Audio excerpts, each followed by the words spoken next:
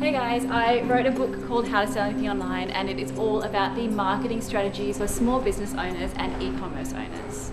Anita Zakar's second book is being released in just a few weeks. She had been selling pre-order copies through the online retailer Booktopia, but in late May, she says her publisher told her to stop doing that.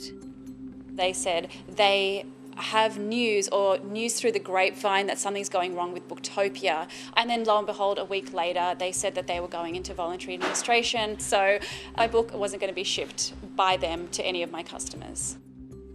Booktopia's administrator is now wading through the collapsed retailer's books. There's about $60 million worth of debt, of which about $15 million relates to customer orders and prepaid gift vouchers. The vast majority of that amount is actually just regular trade creditor debt and exposure, principally from the suppliers of books.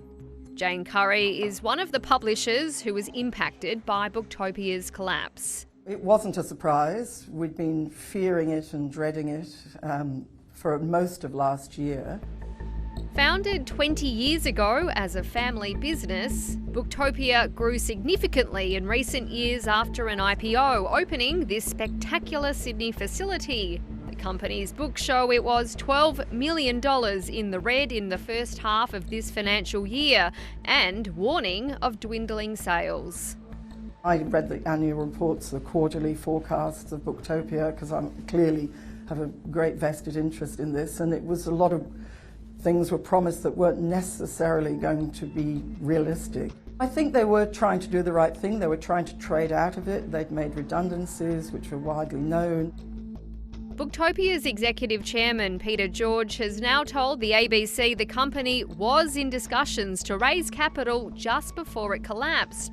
But a credit card provider delivered the final blow by deciding to withhold receipts. The administrators are now trying to sell the business, with secured creditors like banks and the tax office first in line for any of that cash.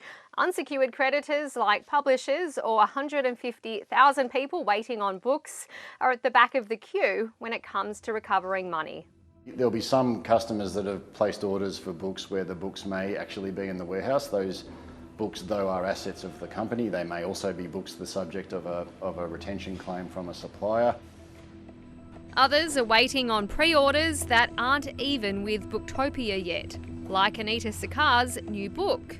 She says it has been hard explaining to her audience that she doesn't have access to the proceeds of the pre-order sales either. Actually, we don't see that for probably 3, 4, even 6 months, and so all of the money is sitting with Booktopia. I feel a little bit disappointed. They really should have just not taken any pre-orders. Booktopia's executive chairman, Peter George, says it had every confidence the books on backorder would be delivered, and that the company has at all times complied with the law in relation to insolvent trading.